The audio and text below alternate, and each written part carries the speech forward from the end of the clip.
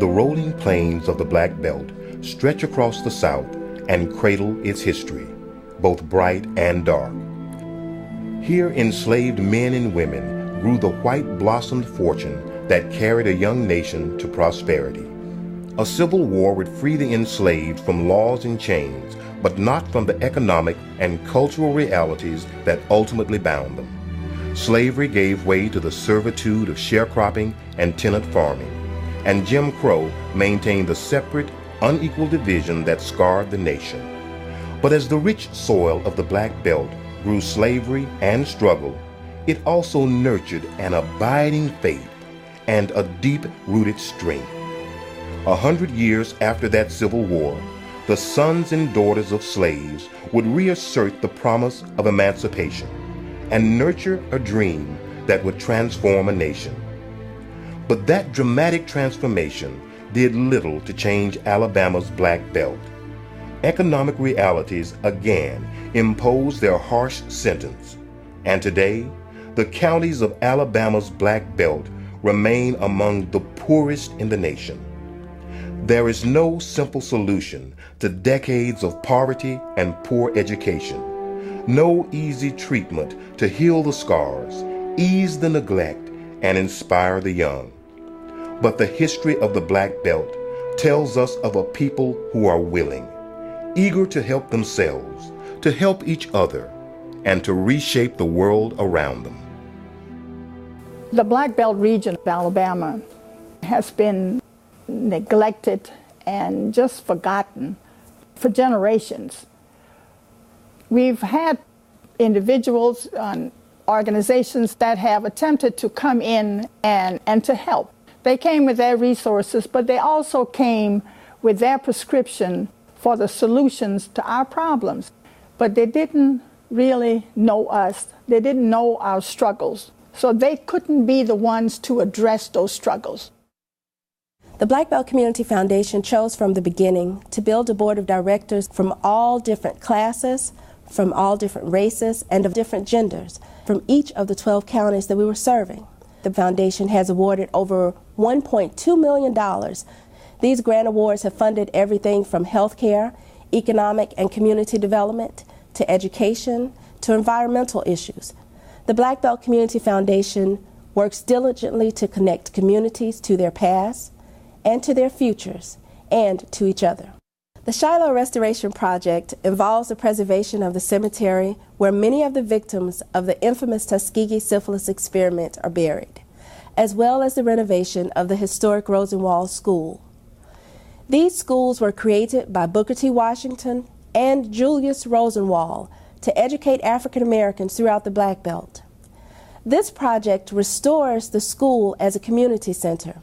So what was a place to teach 100 years ago can now be a place where we prepare students as well as the community for the next century.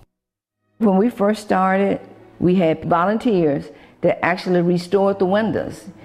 All of these old benches in here, you know, these benches are over 100 years old. And you say, you know, what are we going to do with them? Why not use them as part of what we're doing here? We tried to reuse as much of what was already here as we could. The project not only involves the school, it also involves the church and the cemetery. A lot of the students that went to this school were members of that church. Children that went to that school had parents involved in the Tuskegee syphilis study, grandparents involved in the study, and so did I. There's a picture of my grandfather standing on a scale, Nurse Rivers weighing him, with one of the white doctors examining him. Every time I saw that picture, I'd cry. But since I've been doing this project, I heal. When I look at that picture now, I don't look at it with hatred for the people that did it. So, but you got to heal yourself now. You can't, somebody else can't heal you. Your healing got to come within and within yourself. Through the 100 Lenses Project, we were able to put cameras in the hands of young folks from both our public and our private schools. This is significant in our region because most of the public schools are predominantly black and most of the private schools are predominantly white. We were able to capture and document the culture of the Black Belt through the eyes of its youth.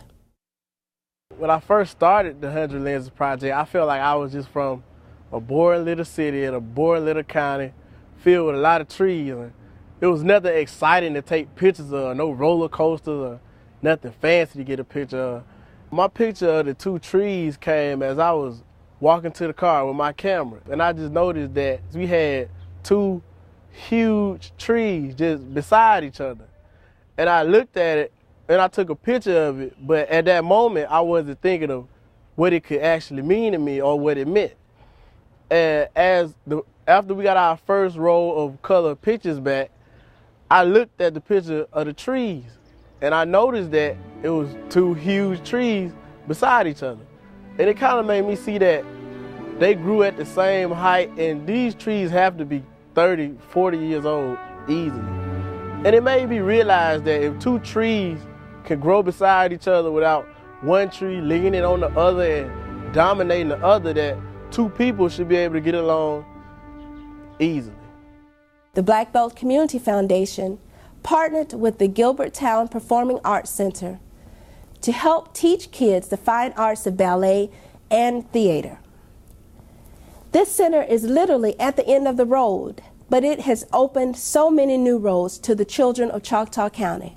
I was amazed that me growing up in this county, in a rural area like this, wound up in New York and was able to make a really good living as an actor. The thing that I wanted to do so much was come back here and give the rural children of this area what I didn't get. We came down and we decided to do this. And I went to the bank and I told them I wanted to borrow the money to build a building, you know. Well, they misunderstood and they thought we were building a home. And so they loaned us the money. And after it was all over and we had it built and opened the theater, the president of the bank came up to me and he said, if I had had any idea that you were crazy enough to build a theater in Gilbertown, Alabama, I would have never loaned you the money. I think the arts inspire you to be your best self. The children become so disciplined and able to concentrate. Dance is a thinking person's art. If you don't use your brain, you never get to be a good dancer. And we do find, like the kids, you know, especially in ballet class, their grades improve when they've, you know, stuck with it for a while. Right. I've taken children and put them in competition, drama competition, and every year we've come away winning Best Actor in the state. And we're competing against huge schools in big cities. And it's just absolutely amazing to see this happen. When it comes to the Black Belt Community Foundation, it's always closer to your heart when somebody helps you that you know personally. We have people who, a lot of them I think are maybe on fixed incomes, that donate money every year to this, to be a part of this. And this is what's kept us going. But many times we want to do something and the funds are just not there. It's unbelievable what just a small grant like what we get from the Black Belt Community Foundation helps us make that move that we want to make, that we couldn't make otherwise. It just wouldn't happen. If you're in the Black Belt, whatever you're doing to improve the Black Belt, you're improving everybody in the Black Belt. It's an improvement for the Black Belt altogether. Before the Black Belt Community Foundation, there were community groups across this region that were engaged in various good work projects. The foundation connected these communities, but we realized that we needed another component, and that was partners. We needed partners to enrich this effort that we were engaged in. With our self-help and with our partners, this is truly the path for lasting community change in our region.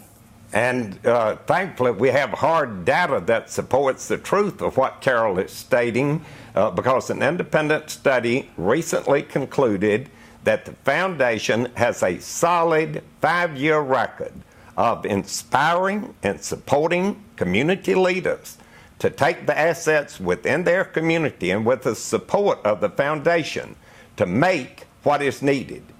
The foundation has the ability to help the Black Belt achieve its potential, transcend 200 years of neglect and discrimination, and as the Black Belt is lifted, Alabama is lifted, and our nation is lifted. The history of the Black Belt has been marked by pain and violence, by impossible dreams and hard-won successes. And the challenges of the region are unique, not because poverty and poor education are unique, but because no other region of the country has such a span of experience. This sense of shared experience, this sense of community is the region's strength. The Black Belt Community Foundation understands this strength, builds upon it, and bit by bit heals the scars, nurtures the dreams, and reshapes the world.